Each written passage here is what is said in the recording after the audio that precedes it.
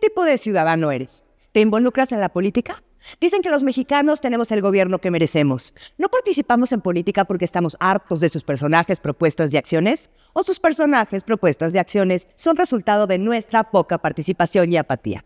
Hablemos de esto acá, Entre News.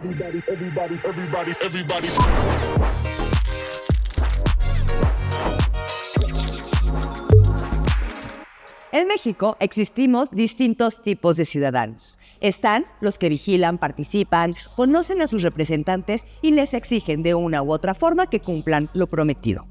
Pero cada vez este grupo es más pequeño a causa de la apatía.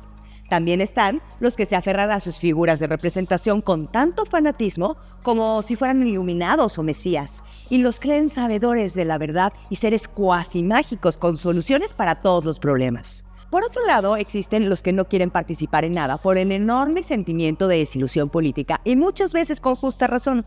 Desgraciadamente, esta es una cantidad que también va en aumento. Y por último, aquellos que por su condición económica, unos por ser de la clase alta, que simplemente no se interesan por la situación actual de su país, pues viven en una burbuja de privilegios, y del otro lado, aquellos que viven en situación de pobreza extrema, que ni siquiera conocen a sus candidatos y mucho menos sus propuestas, porque viven al día y en nada ha cambiado su situación con la alternancia de los gobiernos. Bien dicen que los extremos siempre se tocan. ¿Tú con cuál de ellos te identificas?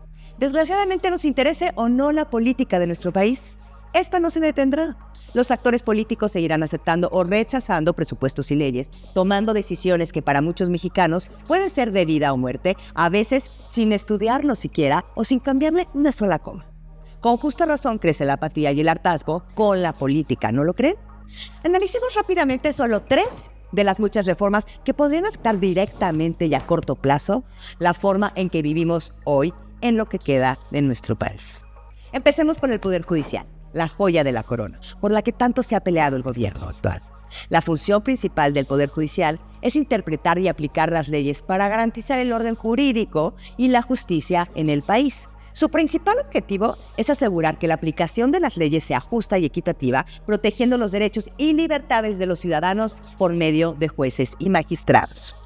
Este tema se ha vuelto muy polémico en las últimas semanas, debido a que esta reforma pretende modificar el método de elección de jueces, magistrados y ministros a nivel nacional para que su asignación sea a través de una tómbola. Sí, escucharon bien, una tómbola, y luego electos mediante el voto popular.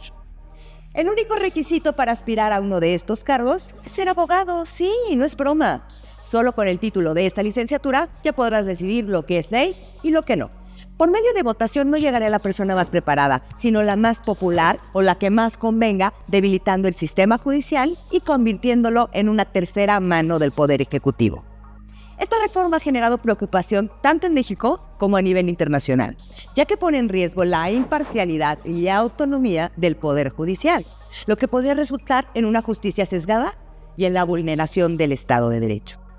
Esto, en lugar de combatir la corrupción y mejorar el sistema judicial, argumentos utilizados para defender esta reforma, lo único que podría ocasionar es que la justicia, en lugar de ser ciega, ahora se quite la venda de los ojos y ponga el dedo donde su balanza para beneficiar al mejor postor. Otro tema del que tal vez no se ha medido el grado de afectación que puede tener sobre nuestra sociedad es la militarización. Con la reforma que plantean para pasar definitivamente la Guardia Nacional a la Sedena, se abona fuertemente a este tema. Si bien el uso de las Fuerzas Armadas para el apoyo en tareas de seguridad no es nuevo, sí lo es el grado de influencia que tienen ahora. Según la Constitución, el uso del ejército se debería limitar a tareas de defensa contra amenazas externas. Sin embargo, nuestra siempre ambigua y muy manoseada Carta Magna también permite su uso cuando el presidente considere que hay una amenaza interior. Bueno, y de ahí se han agarrado los últimos 3 sexenios para no hacer lo que deben, generar un cuerpo civil que nos proteja y regresar al ejército a sus cuarteles como se prometió ya en muchas ocasiones. Con la inseguridad que percibimos, no es difícil entender por qué estamos dispuestos a que sean el ejército y la marina quienes controlen los esfuerzos de combate al crimen organizado y la dirección de la Guardia Nacional. Pero eso no es normal. Se ha dicho que funcionan igual que en España con la Guardia Civil y en Francia con los gendarmes. Sin embargo, esto es falso, ya que no todas sus fuerzas de seguridad son de carácter militar. También cuentan con policías federales que dependen del equivalente aquí a la Secretaría de Gobernación. Pero este uso de nuestros soldados no es el único problema aquí.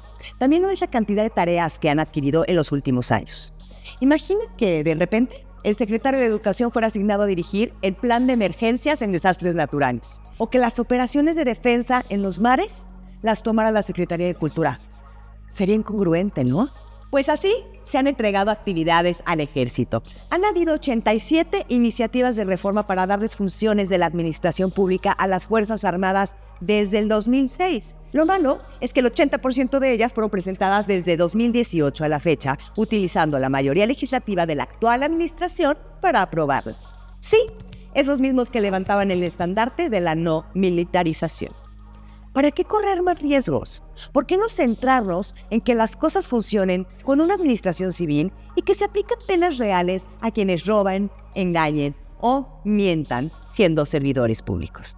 La tercera reforma contempla la desaparición de los organismos autónomos. ¿Cuáles son y para qué sirven? Bueno, los organismos autónomos son entidades que operan de manera independiente al gobierno, claro, con sus propias leyes, estatutos y reglamentos. Su principal objetivo es garantizar la transparencia y la rendición de cuentas. De ahí la importancia que los titulares de estos organismos también sean autónomos, que no pertenezcan a ningún partido y que sean designados por experiencia laboral y trayectoria y no por la vía del voto o del dedazo. ¿Te imaginas que tu mecánico, tu cirujano o los ingenieros civiles fueran elegidos por votaciones y no por su experiencia y competitividad? Ganaría siempre el que tuviera más amigos que votaran por él y pondría en riesgo tu seguridad, tu salud y, por supuesto, tu bienestar. Que el gobierno controle organismos que deberían ser autónomos ya ocurre en otros países. Por ejemplo, en Venezuela, donde su Consejo Nacional Electoral está formado por 5 miembros nombrados por el Tribunal Supremo de Justicia, que a su vez es controlado por su presidente. De ahí a que se genera solo un poquito de controversia cada que tienen elecciones y más cuando en ese país existe la reelección. ¿Qué pasaría si el gobierno controlara en su totalidad organismos como el INE en cada elección? ¿O la Comisión de Derechos Humanos, si es que todavía existe, cuando se violen nuestros derechos? ¿O la Comisión Federal de Competencia? ¿Quién evitaría los monopolios? Sin este organismo, nadie podría regular los precios de las energías como los de la CFE y nos veríamos obligados a pagar lo que le convenga al Estado. Y a pesar de los subsidios, nuestros bolsillos siempre se verían afectados, pagando energía a sobreprecio y de mala calidad, como lo hemos visto en días pasados con los distintos apagones en el país debido a la falta de mantenimiento. Los empresarios y analistas advierten que si dejamos que estos organismos desaparezcan o dejen de ser autónomos, la reacción de los inversionistas será la incertidumbre y muy probablemente se alejen de nuestro país. Ahora dime, después de conocer solo un poco de estas importantes reformas, ¿sigues creyendo que tenemos el gobierno que merecemos? La respuesta dependerá de qué tanto te involucras tú en la política, de velar y cuidar las instituciones que hacen contrapeso en nuestra democracia. Si llegaste a esta parte del video, quiere decir que te importa. No esperemos resultados distintos si seguimos actuando igual. Te guste o no la política, estas decisiones nos impactarán a todos por igual. Bueno, suponiendo que existiera la igualdad en México, porque como siempre serán primero los pobres los más afectados. Yo soy Laisha Wilkins y nos vemos la próxima semana acá en Tren News.